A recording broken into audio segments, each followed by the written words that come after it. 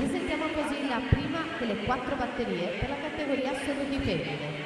In corsia 2 Sara Grosso, alla 3 Giulia Perrucchini, alla 4 Zoe Della Bianca, alla 5 Eva Campagnolo, alla 6 Serena Sperandio, in 7 Stella Spanò.